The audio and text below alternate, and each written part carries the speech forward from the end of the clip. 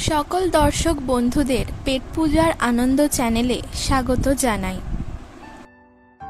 আজকে চটজলদি বানানোর মতো একটি স্ন্যাক্স আইটেমের রেসিপি নিয়ে চলে এসেছি। আজকে আপনাদের সাথে শেয়ার করব সোয়া কাটলেট। এই রেসিপিটি করতে সবার প্রথমে গরম জল করে তার মধ্যে 40 গ্রামের সোয়া চাংস 15 থেকে 20 মিনিট মতো রেখে ভাপিয়ে নেব। সোয়া চাংসগুলো ভাপানো হয়ে গেছে। এবার জল থেকে তুলে জল ঝরিয়ে একদম শুকনো করে এরকম কুচি কুচি করে নেব। এরপর এর মধ্যে দুটি মাঝারি সাইজের সেদ্ধ করা আলু, স্বাদমতো নুন, একটি বড় সাইজের পেঁয়াজ কুচি, একটি ছোট বাটির ধনেপাতা কুচি, 4-5টা কাঁচা লঙ্কা কুচি,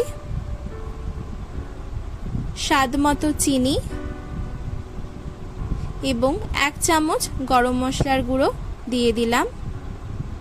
এরপর ভালো করে মেখে নেব আর একটা ডো বানিয়ে নেব।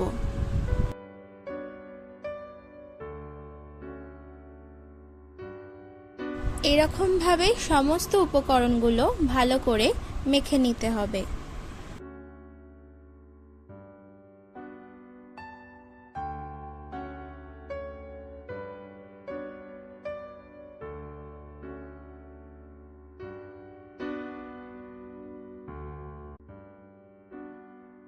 আমাদের ডোটা মাখা এখন হয়ে গেছে। এবার এটা থেকে কাটলেটের আকারে গড়ে নেব। ডোটা থেকে এরকম অল্প অল্প পরিমাণ নিয়ে কীরকম ভাবে কাটলেটের আকারে গড়ে নিচ্ছি আপনারা দেখতে পাচ্ছেন।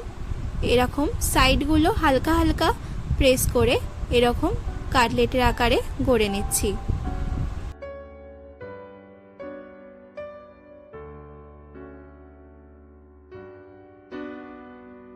এইভাবে বাকিগুলো গড়ে নেব।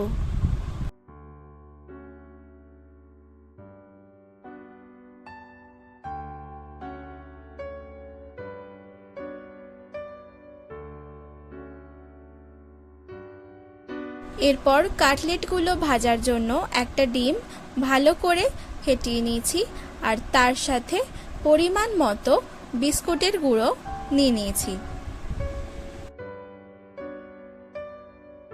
এরপর গড়ে রাখা কাটলেটগুলো এই বিস্কুটের গুঁড়োর মধ্যে দিয়ে কোট করে নিচ্ছি।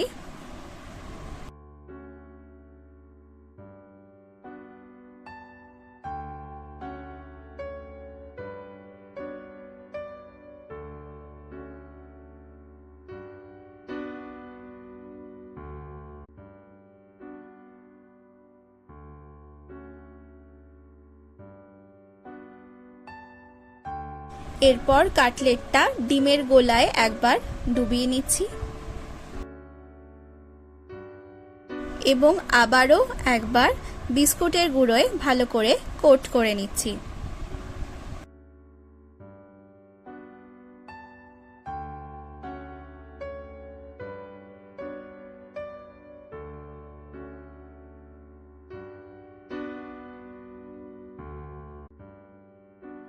এই কাটলেটটা এখন গড়া হয়ে গেছে। একইভাবে বাকিগুলোও তৈরি করে নেব।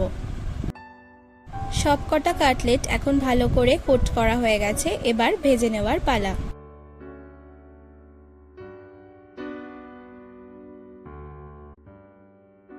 এরপর কড়াইয়ে বেশ কিছুটা পরিমাণ সাদা তেল দিয়ে দিচ্ছি আর তেলটা ভালো করে গরম করে নেব। এর মধ্যে এবার গড়ে রাখা সোয়া কাটলেটটা দিয়ে দিলাম আর ভালো করে মিডিয়াম টু হাই ফ্লেমে উল্টে পাল্টে বাদামি করে ভেজে নেব।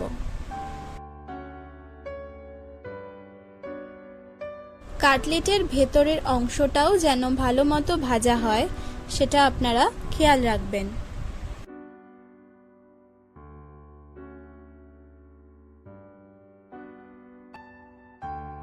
এই কাটলেটটা ভাজা হয়ে গেছে। বাকিগুলো একইভাবে ভেজে নেব এবং তারপর পরিবেশন করে নেব। সোয়া কাটলেট এখন সম্পূর্ণ রেডি, আর টমেটো সসের সাথে আমরা সার্ভও করে নিয়েছি। এবার থেকে বাড়িতে গেস্ট আসলে অবশ্যই তাকে এই রেসিপিটি একবার বানিয়ে খাওয়াবেন, কথা দিচ্ছি অবশ্যই তার ভালো লাগবে। রান্নাটি ভালো লাগলে অবশ্যই আমাকে কমেন্ট করে জানাবেন, তার সাথে লাইক আর শেয়ার করতে কিন্তু একদম ভুলবেন না। আর চ্যানেলে নতুন হয়ে থাকলে চ্যানেলটি কিন্তু অবশ্যই সাবস্ক্রাইব করবেন।